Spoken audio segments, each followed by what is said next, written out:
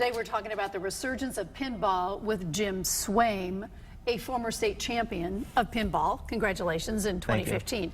I'm fascinated by this because when I was a kid, people went and they played pinball, and it's coming back big time. Why is that?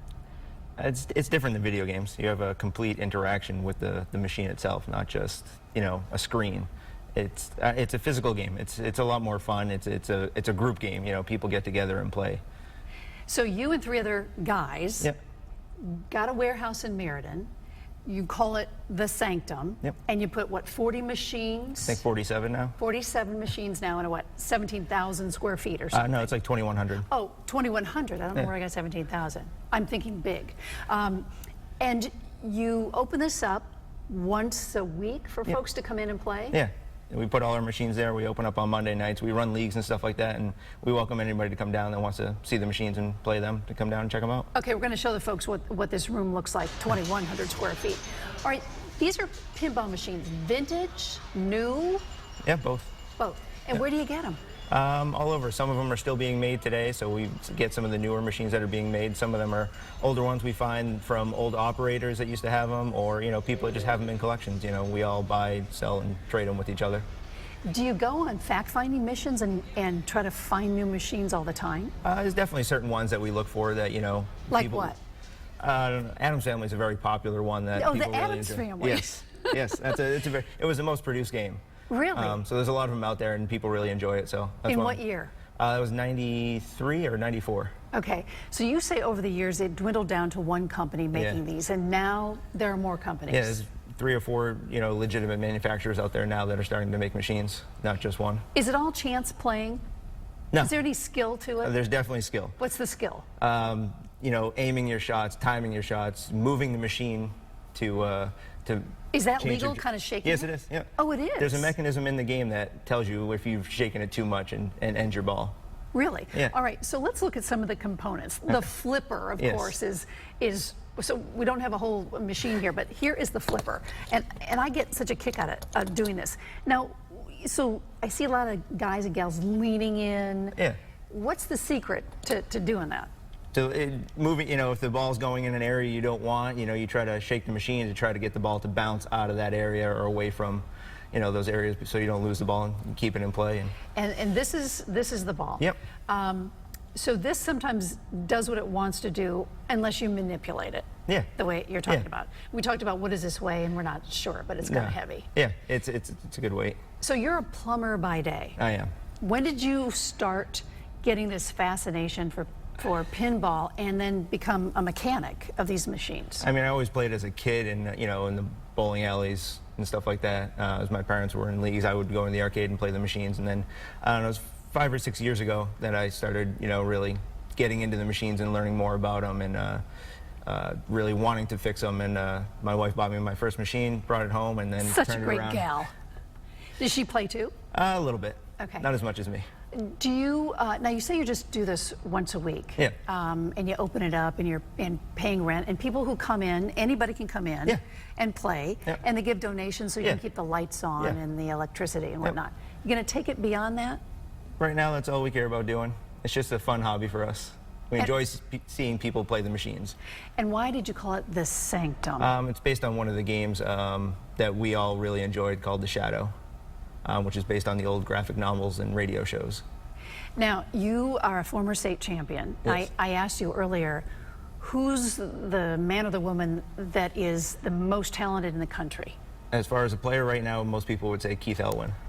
And Keith Elwin is moving from California to Chicago, you said, to do what? He's going to work for Stern Pinball designing new machines. What do you hope they put in machines now that they didn't put in earlier?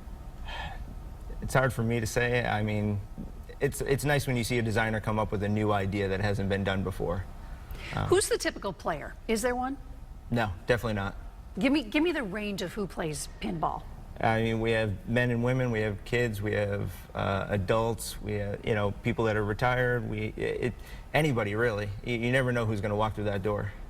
You also host tournaments. Yes. Yep. So how intense are tournaments? So take me through it, because I have no clue. They can range from something casual, you get a few people hanging around and just, you know, competing a little bit to we run a big tournament every year. It's a 24-hour marathon tournament. We play for 24 hours straight. So you feed folks. We have food trucks that come by and stuff like that. Yeah. So a 24-hour pinball tournament, is it going on across the country at the same time? No, that just happens at our location. We have 100 people that come and we play for 24 hours straight. Wow. There's bigger competitions. There's one in Pittsburgh every year with 800 players. So there's a lot of serious competitions going on. We talked about the resurgence and maybe why. Do you see it really growing in the state of Connecticut too? And how many parlors are there? Definitely. I moved to Connecticut about 6 years ago, and there really wasn't many machines around here. You'd find a couple here or there in bars or in a corner of a bowling alley. But a lot of people didn't seem to know each other in the state playing and stuff like that. And then we slowly met a group of people, and we started putting the games together. We started running leagues before we had the sanctum out of somebody's house, and slowly the group of people grew and grew and grew, and now we have a pretty large collection of people that come and play every week, and have become good friends because of it. So is it kind of an escape, and is it addictive? Oh, definitely. It's definitely addictive. Once somebody comes down, they usually want to keep coming and playing in the leagues and stuff like that. They get a lot of enjoyment out of it. And you said you don't win anything, except for you might win a free game. Yeah, if you're in an arcade somewhere paying for the machines, yeah, you can win a free game. At our place, they're all on free play. Is there any camaraderie here while people are there? Or are they just playing? I mean, are you getting to know all kinds of different people? Oh yeah, I've met so many people and got to know so many people and made good friends through this.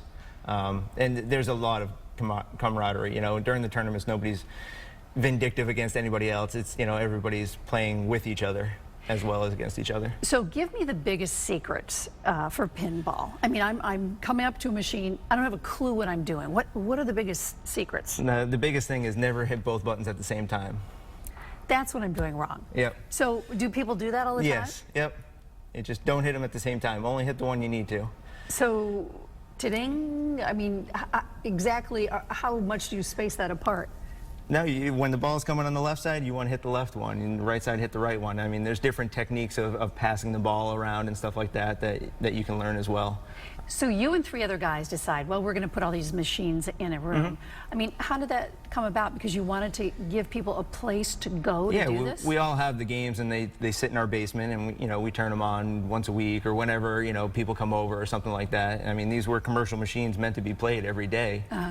So it's nice to put them somewhere and see everybody playing them and getting used. As a mechanic of these machines, what are you fixing all the time? What breaks? Everything. I mean, take me through what, I mean, this is, I have no idea what's on the back of this. The switches here can break, the wiring can break. I mean, all these mechanical pieces, I mean, there's constant movement on them. The weirdest things can break sometimes, parts can shear off. Yeah. I just had a game the other day, something wasn't working, I couldn't figure out what it was, just a random wire was broken in the middle of a wire harness. There's circuit boards in the back, so you can have electronic components go bad on the circuit boards. You never know what you're gonna have to fix. But you're having fun with that. The warehouse that you've put all these machines in, what was it and where is it? It's in Meriden, 290 Pratt Street, and I believe it was an old silversmithing plant. And now they've rented out random parts of it to different businesses in the building. There's all kinds of different. There's a gym downstairs. There's a recording studio. There's all kinds of different people renting different units for different things. Do you ever have competitions between the parlors in the state of Connecticut? There's not really any other places in Connecticut that are doing competitions or anything like that. We're the only one in Connecticut really running them. There's a lot of good players in the New England area. So we have a lot of competition. We have a big league throughout New England that plays. We have like 250 players in the league. So we all play at different locations throughout New England, then come together for a big finals in the end. And people are coming to you from New York State as well. Yeah. We have our state champion this year is actually from New York State. Is he kind of sure of himself and No, he's just a good player. He's just a good player. Yeah. Well, okay, one night a week, which is what day? Mondays. On Monday night. Yep. You can come to the sanctum. Yep. And you just grab your machine and you just play. Yeah. Thank you for enlightening us about pinball. Jim Swaim, thank you so much. Thank you.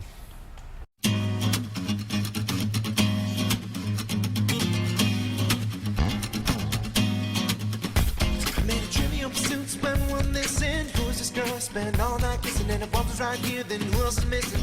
Got a little sidetracked if I'm so wishing to find the keys to the door, but it's also a metaphor. Things keep locked in the grocery store, but mine just to save time.